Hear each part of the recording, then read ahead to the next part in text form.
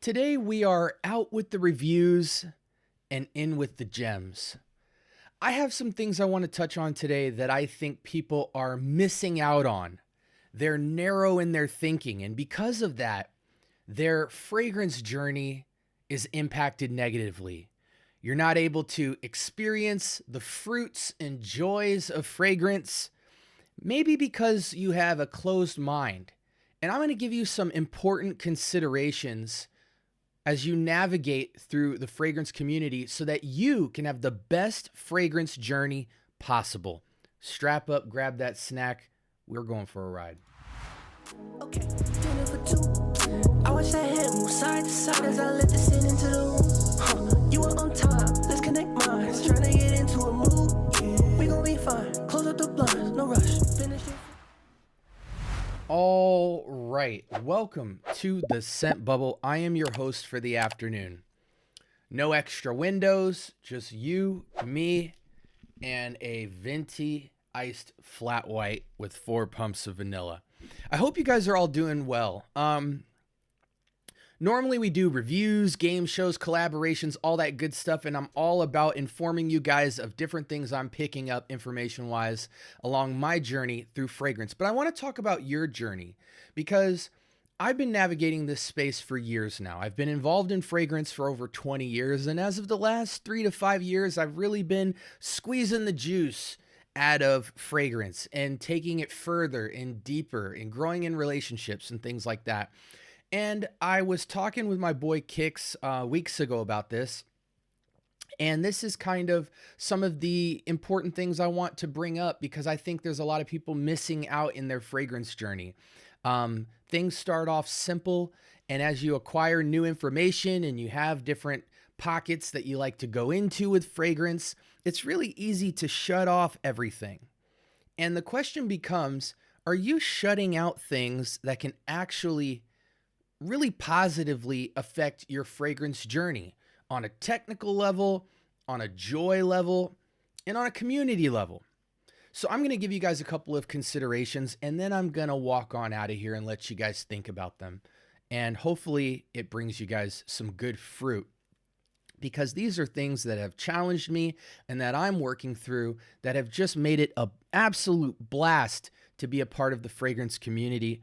And as you guys have seen, it's set a fire under me that has allowed me to drop content every single day, even more than one piece of content every single day consistently for almost a year now. And I am not stopping anytime soon because I have an abundance of information to share with you guys at all times. A lot of times when you guys are watching my videos, I've got 30 to 50 videos in the queue on YouTube already ready to be released. So oftentimes, the day that you watch the video, I'm already 40 videos ahead of you, dropping another 30 to 50 videos because I just always have things to talk about, namely in reviews, but game shows, collaborations, and stuff like this, which is a first for this channel that I'm going to start doing. And maybe we'll even turn it into a podcast. Who knows? Feedback is greatly appreciated with this video specifically. So in advance, thank you so much for anybody who considers dropping feedback on this video. Okay. I want to talk about a concept. I used to be involved in the arts heavily. I had an undergraduate degree in art studies and multimedia art. I have a master's degree in art education. I taught art. And I found that when it came to the creative geniuses of the world, pick your media, doesn't matter. I always was drawn to the artists that harnessed this skill, and that is the ability to break and compartmentalize their art journey into 2 categories. 50% of their time and energy spent on creative exploration and risks being taken. Just all the rules flying out the window and just chasing after and not worrying about the politics of art and direction, and just almost turning into a child and playing and exploring and leaving all possibilities on the table, all considerations to be had. And 50% addition to that would be time spent on things like refinement and discipline and technical skill and information and data. When artists used those like a muscle in parallel, it led to some incredible innovation that was based in excellence and refinement and skill, but had a component of new discovery. There were always new discoveries, new pieces, and new innovations to be had. And I think the same thing can be applied in fragrance. I think that when you have a part of your journey that is childlike, where there aren't any rules, there aren't any preconceived notions, you're not gripping tightly onto previous ideas that you've acquired. You're just simply having fun like a child and playing with fragrance. There is a lot of great discovery to be had and enjoy to be had. And similarly to being an adult or having information and being technical and being very narrow and refined and just being a sponge of information, that can also have an incredible impact on the progression of your journey being more informed and more refined as well. And I think you can't do one and leave the other because you leave so much on the table to be had in an excellent fragrance journey. Now let's walk through some concepts real quick. When you're a child, you can play. When you're a child, things are simple. They're not complex. And because they're simple, you can do things over and over and over and over and over and learn new things because you don't have a ton of objectives all around. It's just you're in a routine, and because you're in that routine of fun and play, the world is your oyster. Discovery can be made. And because you don't necessarily have any goals, you're very open-minded to what that play can produce. When you're a child, you have an open mind. You don't have a lot of information in your head. You're not super influenced by much. And so you can take in new ideas and discover new things because you don't have walls up. And that's a very important thing in fragrance. When you're a child, you can explore. It's not about going to a destination. It's about the exploration. And you can simply discover and search and find out. And there's not all these rules about how you have to find. It's just about what can you find. And when you're a child, you also have time, more of it to be specific. And because you have more time, you're bound to take certain risks.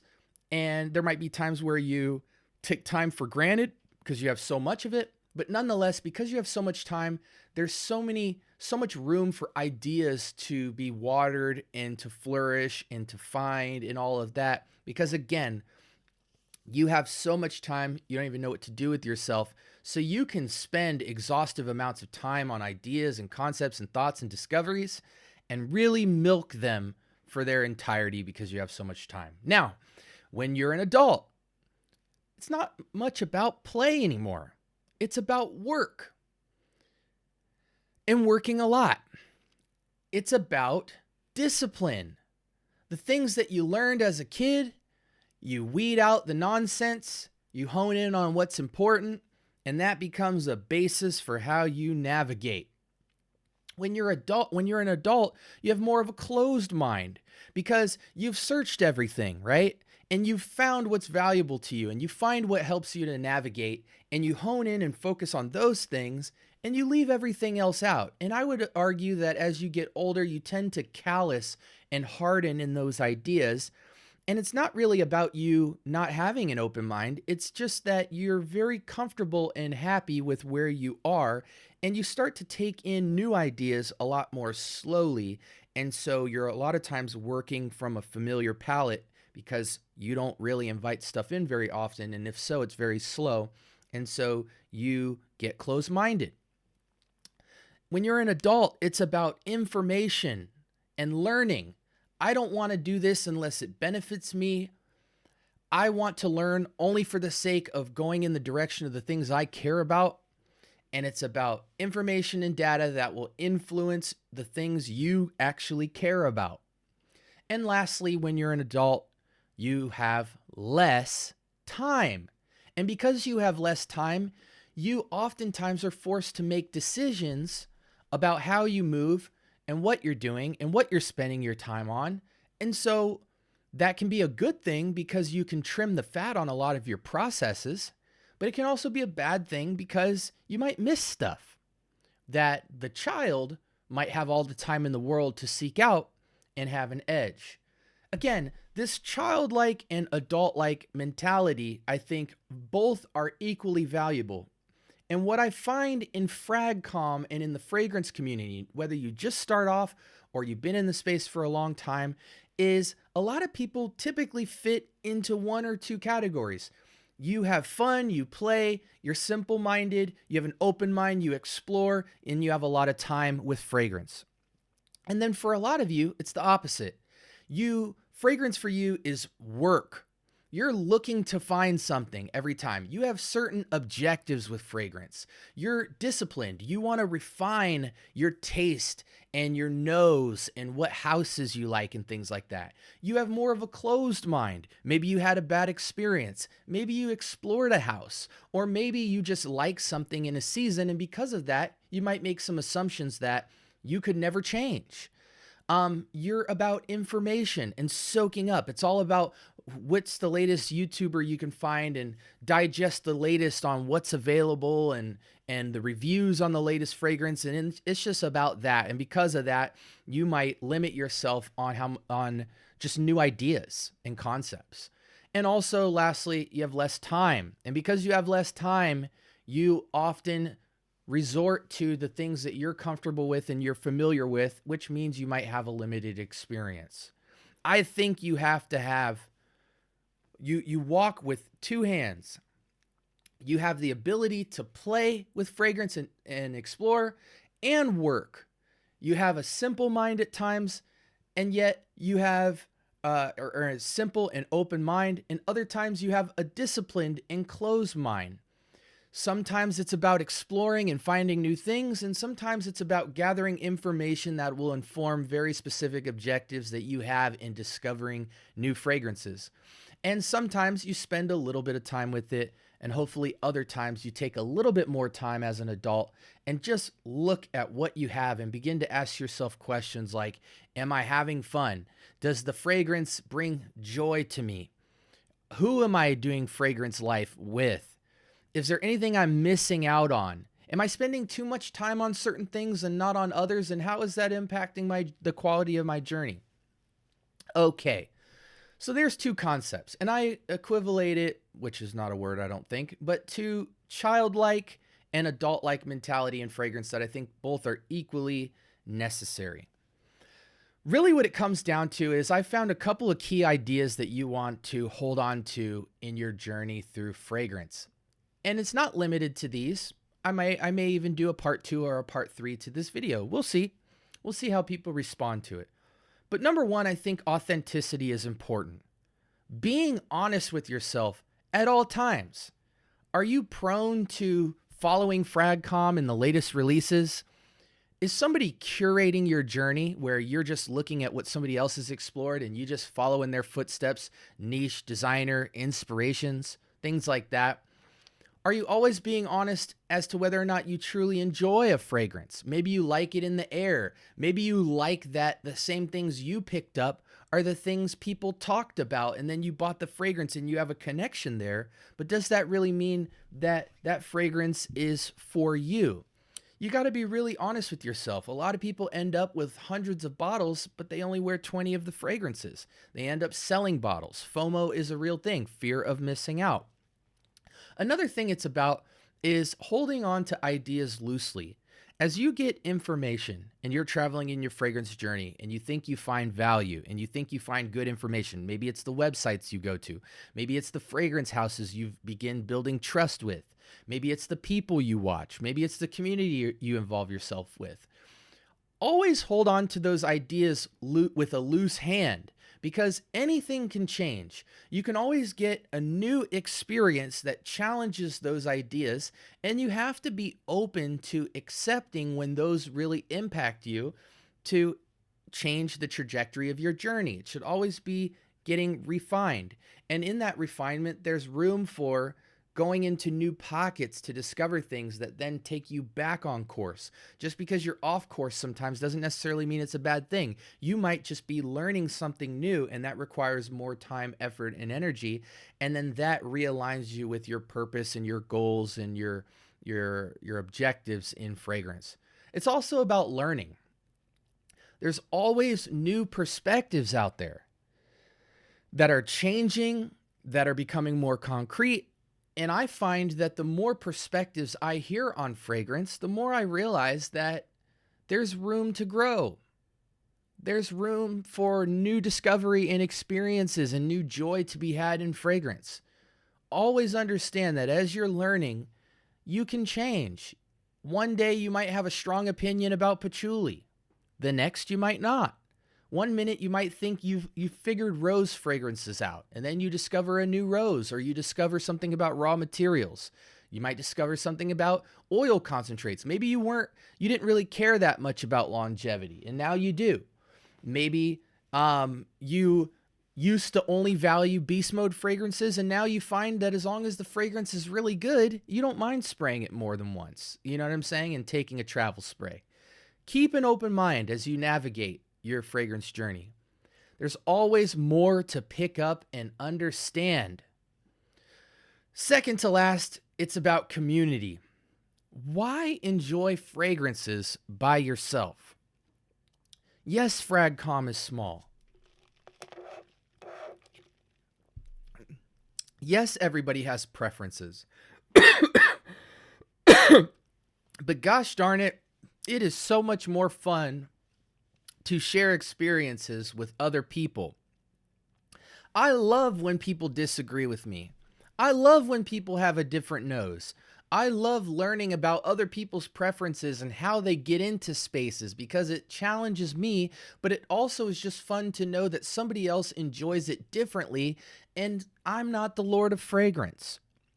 There's millions of people out there that are having different experiences and feel differently about fragrances and have different objectives. And that's cool to have around you because not only can it challenge what you have and give you new information and new perspective, but it's also good to check yourself and realize that you don't know it all. It's subjective. Other ideas are allowed and other ideas are valid. Somebody who is new in their journey and only buys cheap designer affordable fragrances can have just as amazing of an experience as somebody who's trained in niche and is looking in niche perfumery only and spending thousands of dollars a month on fragrances. Joy is subjective. And I would argue that early on, it's almost like drugs. The first time you do them, the experience is way more heightened. I don't want to say incredible because that's not always the case with drugs. But similarly, I've seen 13-year-old kids in fragrance look like they have far more of an enjoyable experience than somebody who's 50 years old with over 20 years of experience in fragrance because there is more play. There's more open mind.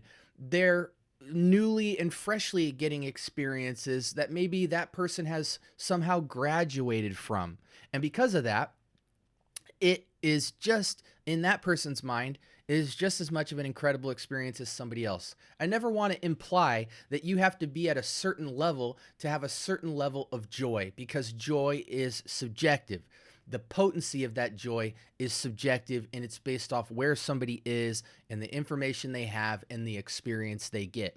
Maybe somebody's graduated from Club de Nuit Intense Man or Creed Aventus, but somebody else is trying that fragrance for the first time and having an incredible experience. Or somebody's tried that fragrance before, but when they went back to it, they realized they undervalued it, and they just didn't know the purpose of how to use it, and now they're having an incredible experience with it.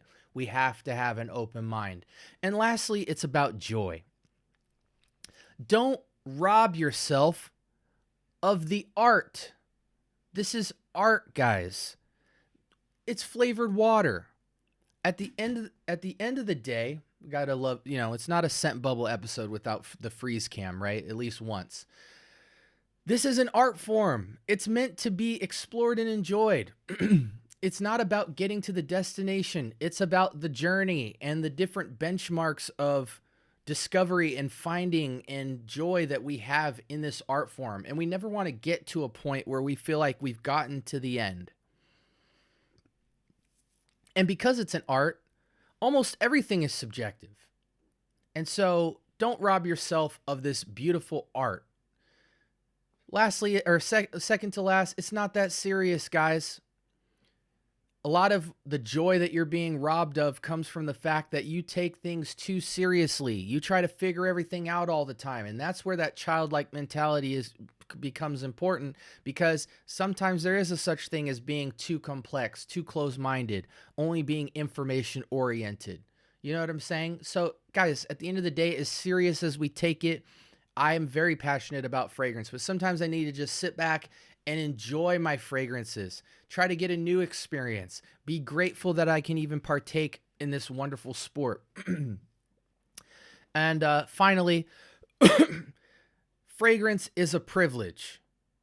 Okay, it's an art form that we get to enjoy, and thank God we can enjoy it at so many different price points and so many different levels and all that. And it's really a privilege to be a part of. We can't be entitled in this space, guys.